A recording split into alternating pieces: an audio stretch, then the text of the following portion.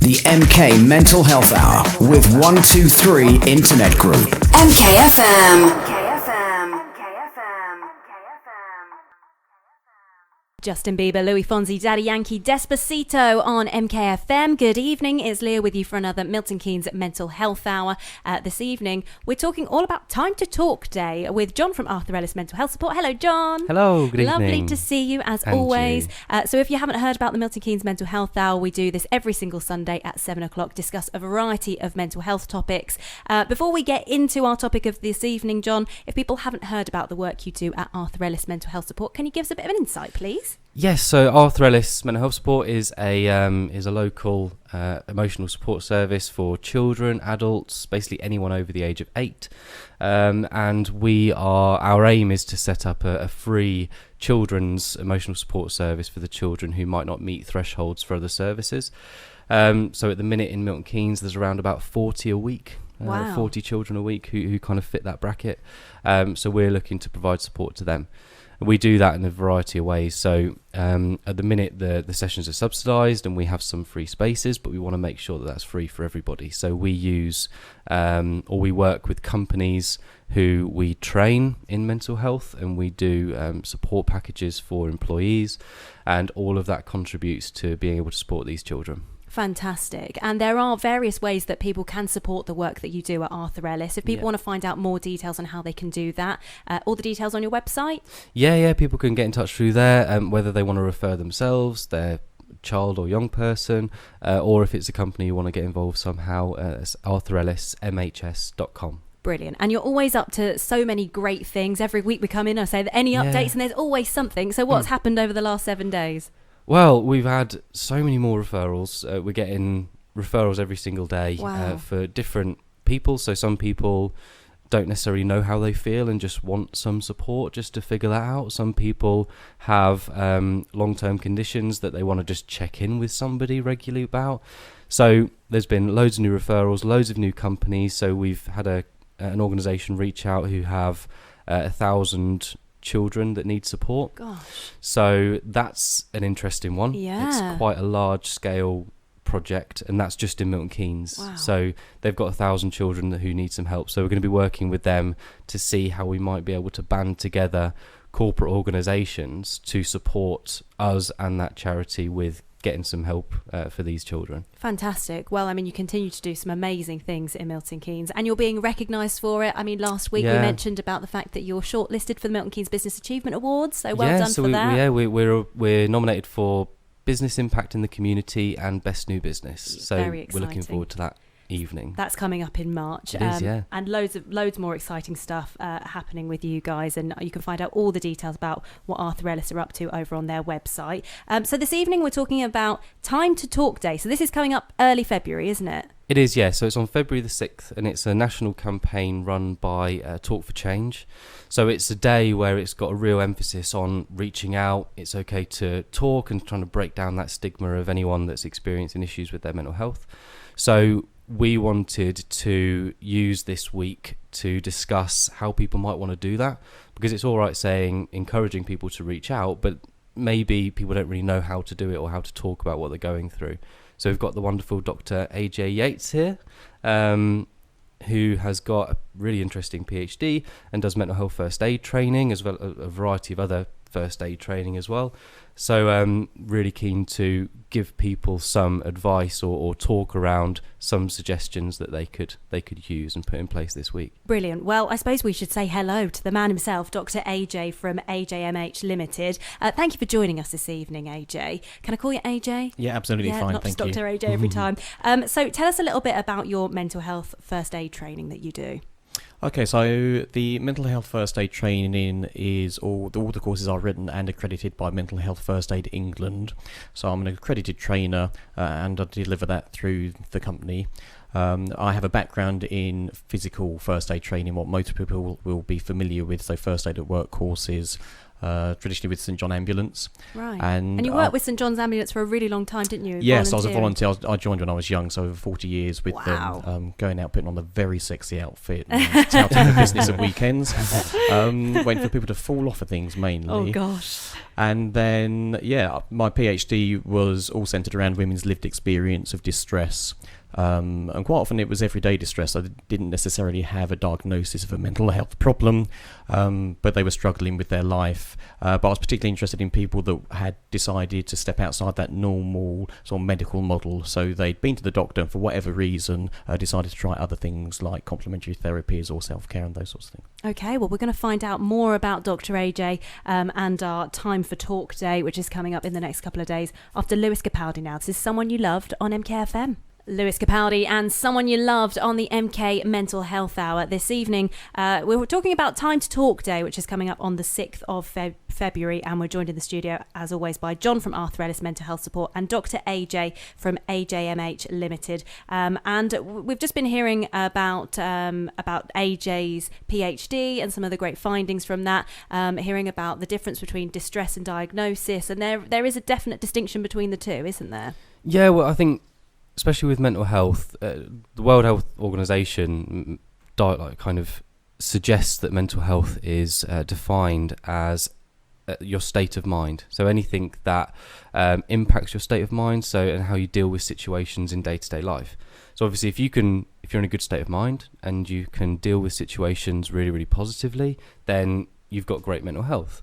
If anything starts then creeping in and impacting that, then your mental health starts to suffer.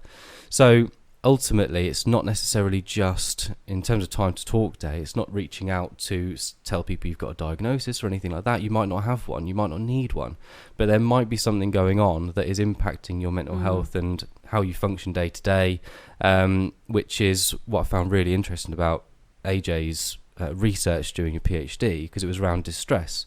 So distress isn't necessarily a diagnosis, but there's a variety of different things that can impact that and have a knock-on effect to someone's mental health. Yes, absolutely. And I think that was one of the things about the research for me was trying to decide exactly what distress is. It's not very clearly defined. It's not very clearly defined, and it took a lot of searching for me to find a definition that I was actually comfortable with using. And in a way, the women that I interviewed self-defined it because they were taking part in the research, so they decided that they were distressed. But you're absolutely right, they didn't all have a diagnosis of anxiety or depression or whatever it might be. Some of them were just going through a rough time and really struggling with their well-being at that stage. But the definition I came across that I did like was that something would be classed as distress if it has a profoundly negative impact on your mood and your ability to function. So we all feel down at different times, and that's perfectly normal. But if you're starting to feel really down, and if you are then starting to avoid things, not going to family events, taking days off sick, then that's not a place to be. And even if you don't have a diagnosis, you still should be seeking some help at that point. And people might get used to doing that as well. It might just be like, oh, yeah, I'm not going to go there, and you just become accustomed to calling in sick, or you become accustomed to not showing up, or having excuses to go to different events, or if it's going to distress you. Was it a varied amount of time that people would have been under this kind of distress in those kind of quotation marks? Yes, because sometimes there might be an underlying reason behind it. So there might be a precipitating factor, and bereavement was one of the common ones, because obviously that's one of the hardest things that people have to deal with. And it's interesting that sometimes bereavement is seen as a mental health condition, whereas a lot of the people that I spoke to resisted that over-medicalisation of what they saw as everyday distress. And one of the women said that sometimes you're depressed because you bloody well got something to be depressed about, and she didn't like the idea that the doctors was trying to give her antidepressants when, as far as she was concerned, life events were just making her feel down, and taking a tablet wouldn't have changed that at all. And there are actually other ways other than antidepressants and things that doctors can help people with being distressed and lots of other different mental health kind of issues. You work a couple of days at the College of Medicine, don't you? And you were talking earlier during that song about social prescribing. Yeah, so the College of Medicine is a national charity that is open to anyone to join, but it's getting the idea that we should look beyond pills and procedures, and that when you go to the doctor, you're not necessarily getting a prescription or being sent for surgery. And certainly distress is a really good example where there are lots of things that are out there within the local community that might be beneficial for people, and the College of Medicine has championed social prescribing. And John, you were saying that's had an impact now on the NHS, and that there are now linked workers available. Yeah, so I go to a few meetings with the NHS and work in the local self-care steering group, and phenomenal people in the NHS and in other organisations. And the NHS locally, well nationally, are now really focusing on social prescribing and using different ways to support people. So not necessarily focused on let's prescribe you some pills, let's go down a really clinical route, but there's a lot of non-medical things that people can do, like whether it's walking or the Parks Trust I know do a lot with people who are experiencing issues with their mental health to provide them spaces to get out into nature, and it has a massive impact, a really, really positive impact. So there's loads of routes that people can go down. So it's really interesting that came out of your research. Yeah, and it's important to have that. Obviously, it's also important to remember that there's no one size fits all. So for some people, having a diagnosis of a mental health condition is beneficial because it kind of explains how they've been feeling, and they feel that there are maybe things that can be done for that. But it's not always helpful, and so having those things that sound less medically and are less scary for people is an important thing too. Okay, well, we're going to be looking at this a little bit further after Dua Lipa's New Rules, which plays for you next. The MK Mental Health Hour with 123 Internet Group. MKFM.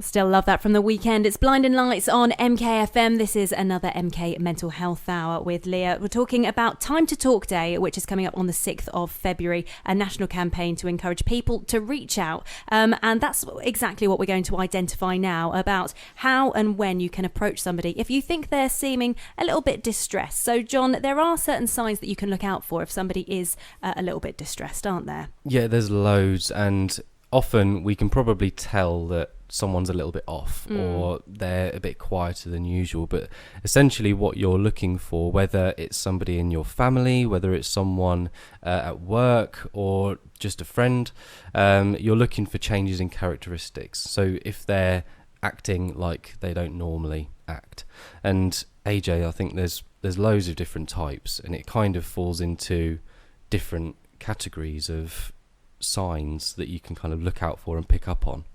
Yeah, so there might be physical things you notice, like they're not taking care of their appearance, or there might be behavioural changes, like taking time off of work, changes in personality, like you say, and everybody's different. So someone who's very outgoing might become quite reserved, but whereas someone who's normally not quite meek, wouldn't normally speak up, might get quite irritable and bite people's heads off. So you're absolutely right, it's the change. There's quite an interesting exercise we do on the mental health first aid courses, where we get the students to try and match different symptoms to different mental health diagnoses. Yeah.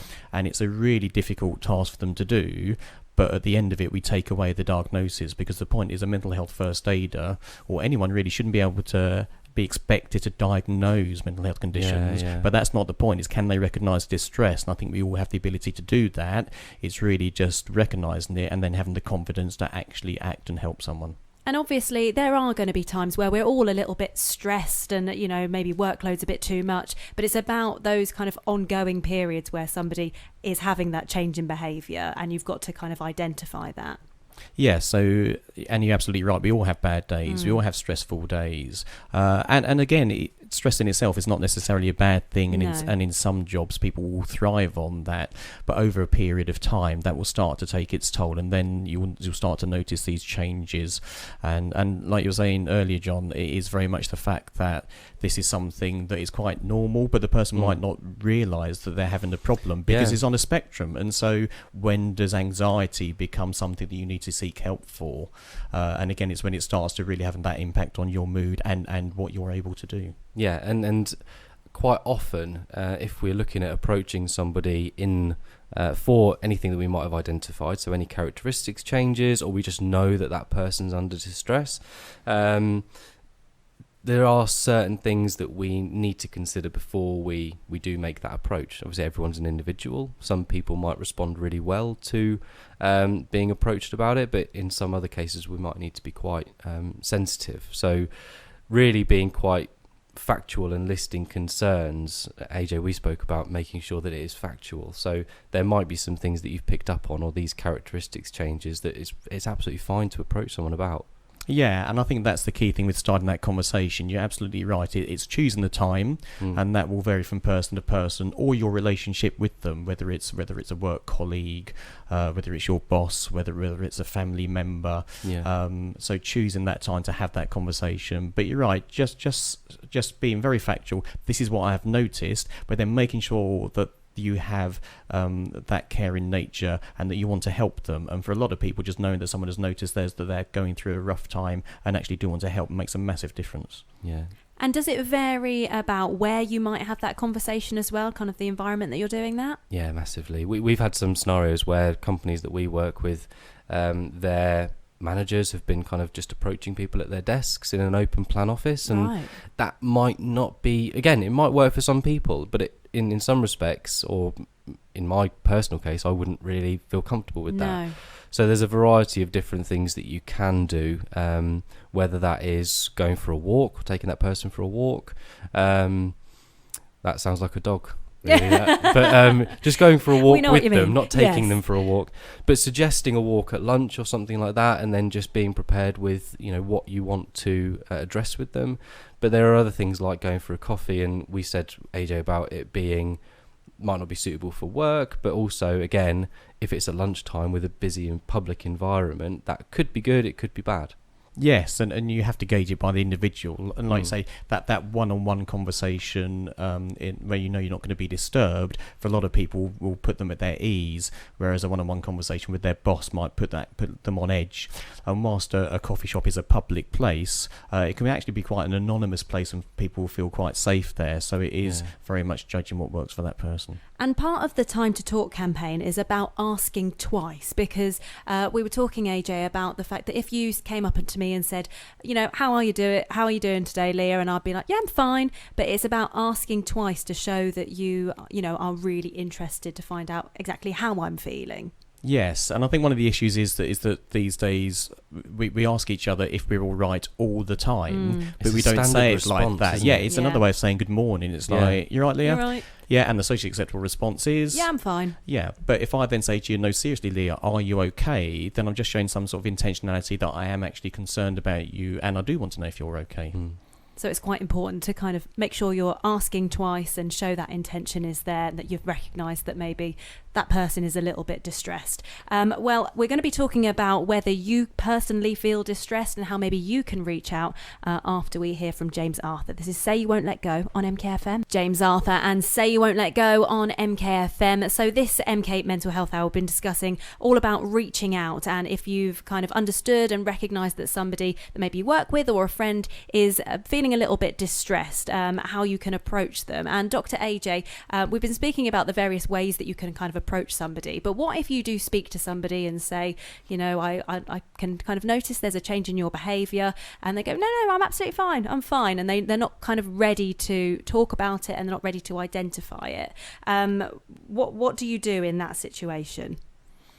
Yeah, I mean, I think it's a key thing that you pointed out, that maybe they're just not ready at that point. So it's not that they don't need help or don't want help, but they might not be at that stage where they're ready to accept help. We are getting better, but there is still very much a stigma around mental health for a lot of people.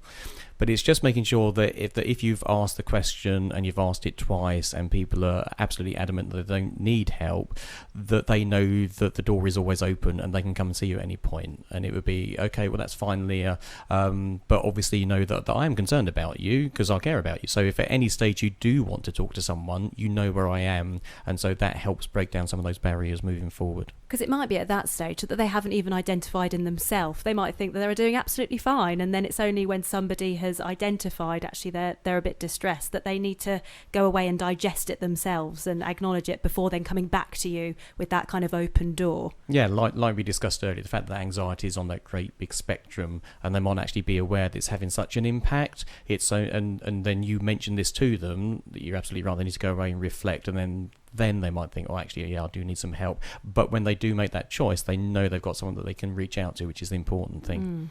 And what are some of the other reasons that maybe people don't seek help? And traditionally, mental health problems have been seen as a bit of a weakness, which obviously we're much better now at knowing that we all have health, and mental health is just part of that, and we can be unwell at any point. The research that I did for my PhD, two themes that came out of it were, apart from the distress that the women were experiencing, is they also quite often felt shame and guilt. Shame because they felt that in this day and age, you should be able to go out, go to work, earn money, pay your bills, pay your taxes, and stand on your own 2 feet.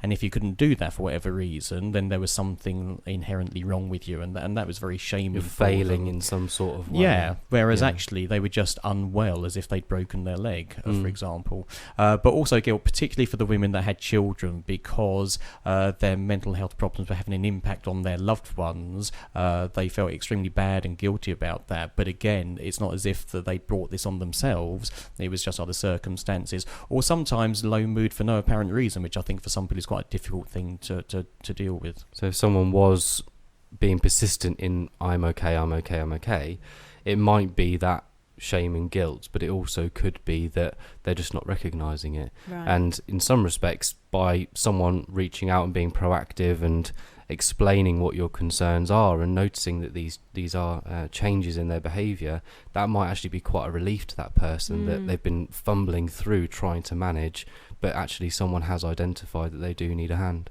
Well, we do have some great tips to share with you if you are feeling a little bit distressed and you're not quite sure how to reach out to somebody. We'll be discussing that after Ed Sheeran and Camila Cabello, South of the Border, which is on the way for you right after this. The MK Mental Health Hour with 123 Internet Group. MKFM. Ed Sheeran, Camila Cabello, South of the Border on MKFM. Good evening, it's Lia with you for another MK Mental Health Hour.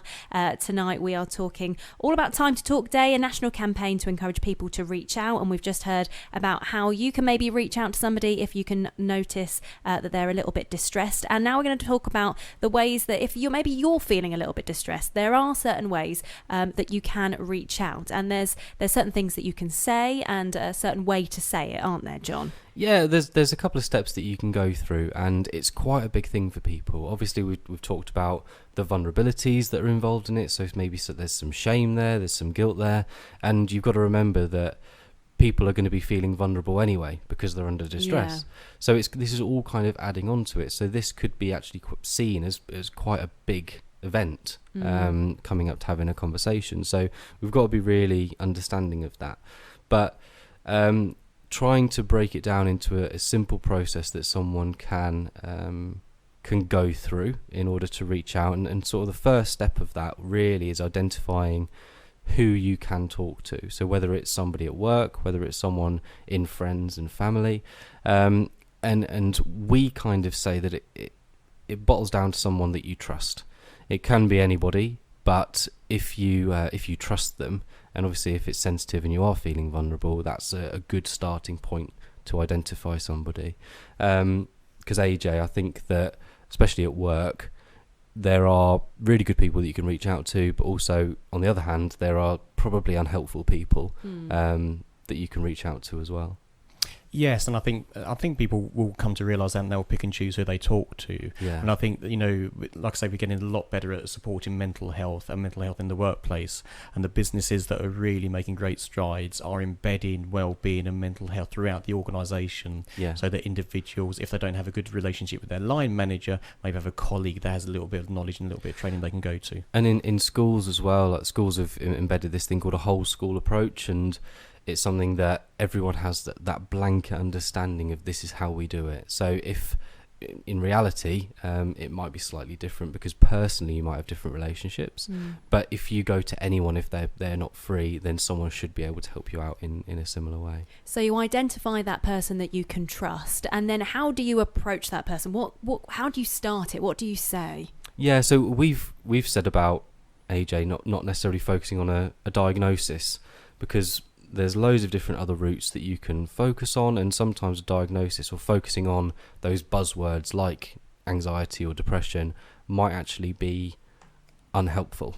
Yes, and they mean different things to different people, exactly. and they will impact on different ways. Yeah. Just being open and honest enough to say, look, I'm struggling, and I need a bit of help, which again we're not always so good at doing. But actually, we all go through those phases.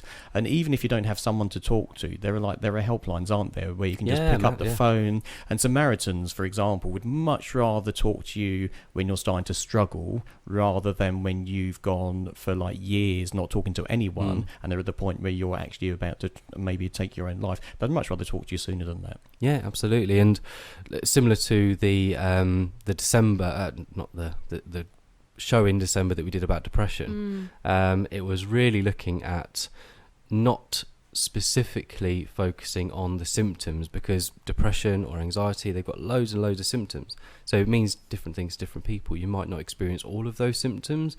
You only really need to experience a handful for it to be having a massive impact on you.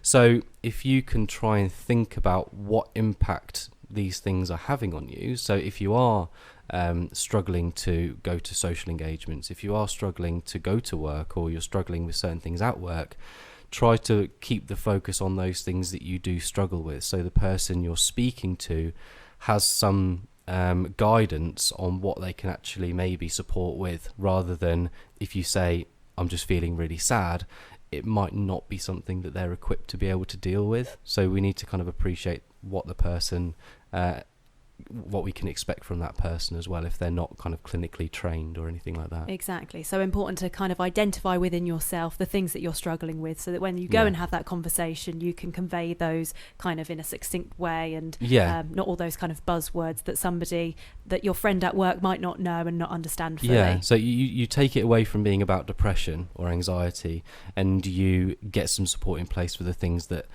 is having an impact on.